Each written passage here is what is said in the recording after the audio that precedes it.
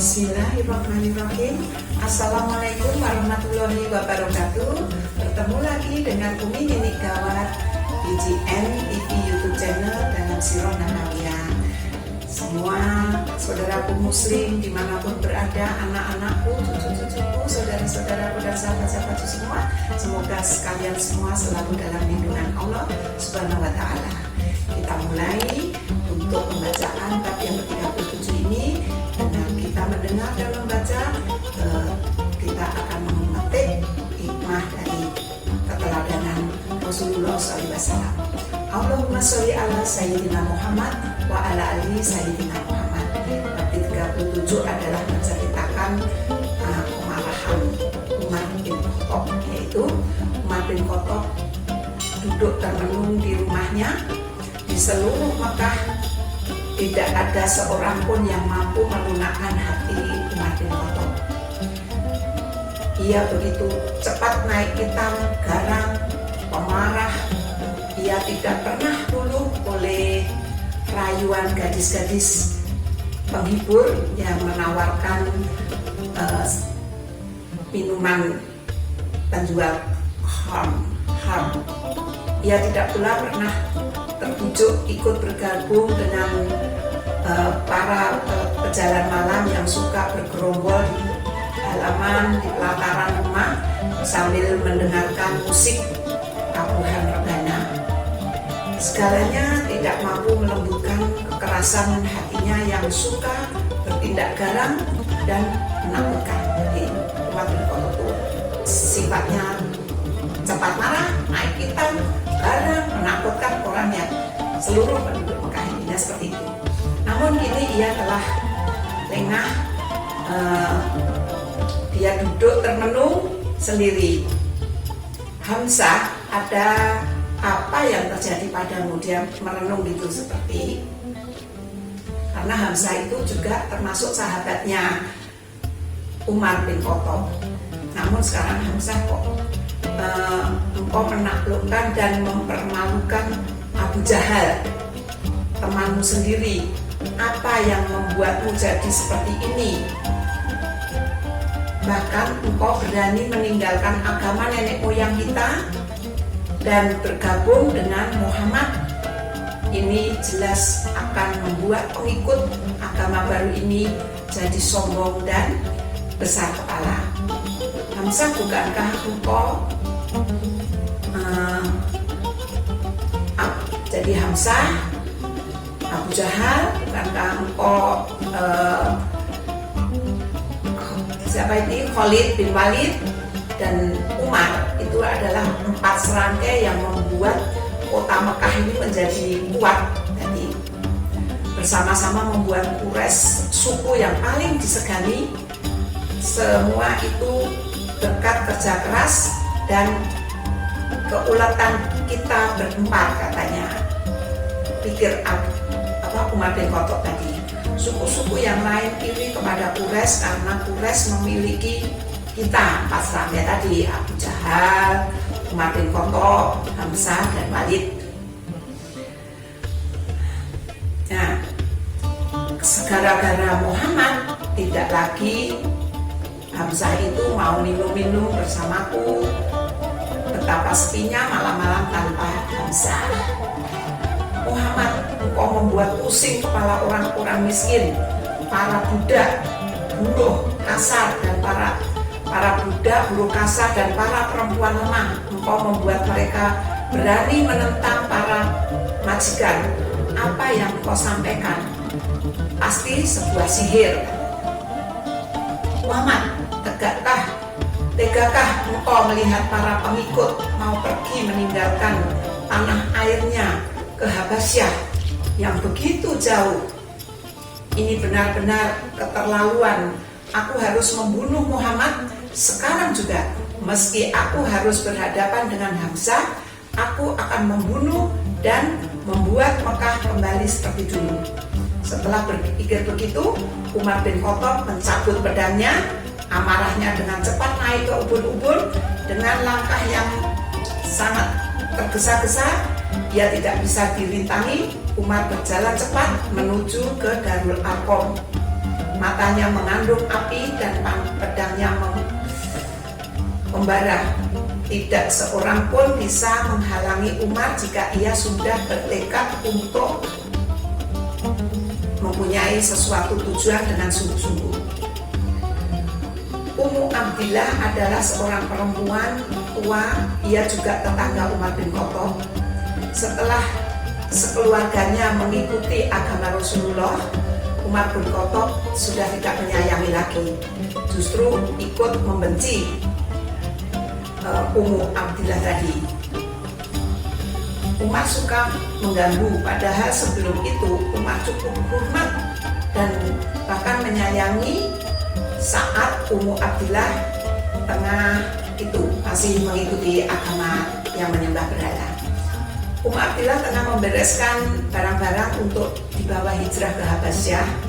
Tiba-tiba hatinya berdebar, ia melihat Umar bin Khattab melangkah dengan pedang terhunus. Karena tidak ada waktu lagi untuk lari ke dalam rumah, Ummu Abdillah tadi bersembunyi di balik barang-barang yang akan dibawa hijrah ke Habasyah tadi.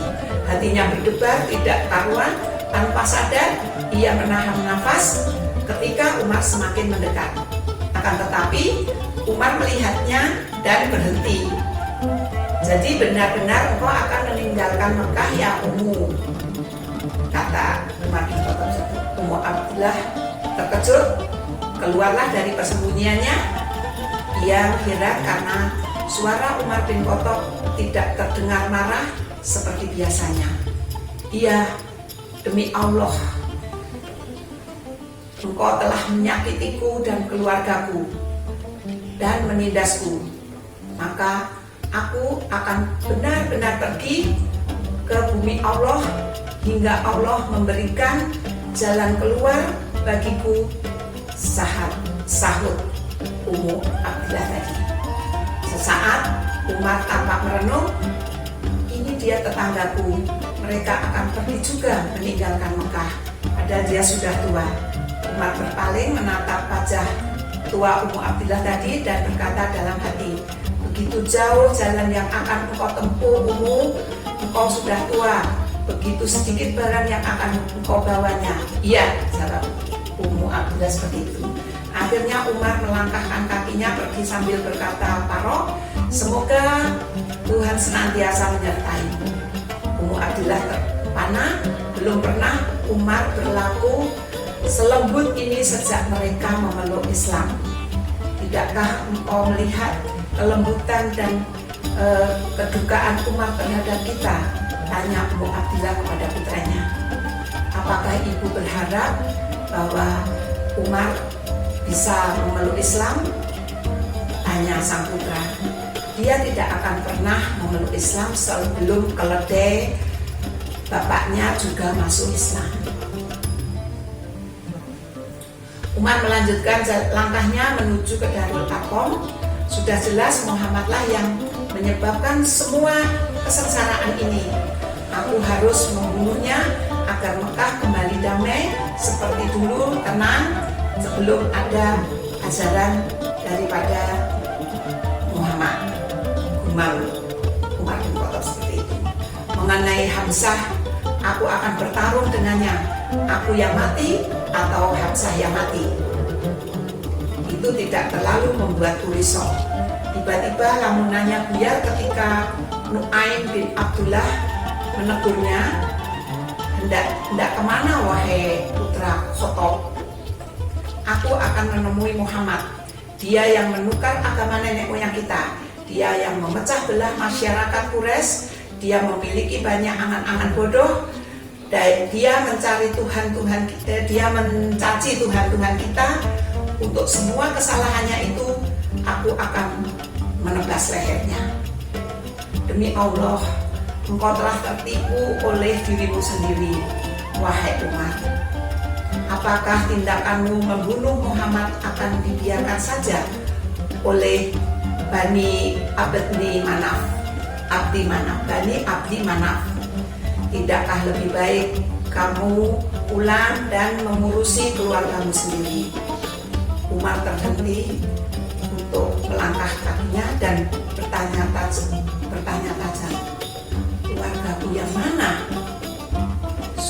sepupuku sendiri, Sa'id bin Zaid bin Ammar, dan istrinya yang tidak lain adalah adikku sendiri, adik perempuanku yang paling aku sayang, bahkan aku menyayanginya seperti seorang ayah menyayangi putranya yang bernama Fatimah. Mereka juga mengikuti ajaran Muhammad. Umar segera membalikkan badan dan melangkah cepat menuju ke rumah adiknya. Kalau itu benar, aku akan bertindak pada Sa'id bin Zaid seperti yang pernah dilakukan oleh ayahku yang garang Al-Khattab kepada ayah Sa'id, yaitu Zaid bin Ammar.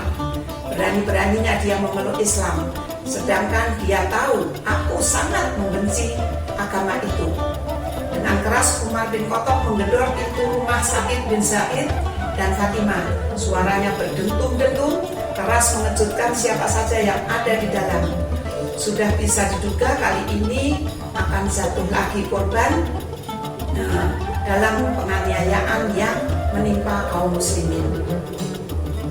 Di dalam rumah, Sa'id dan Fatimah binti Khattab sedang mengikuti yang dibacakan oleh Khobab bin Al-Arad.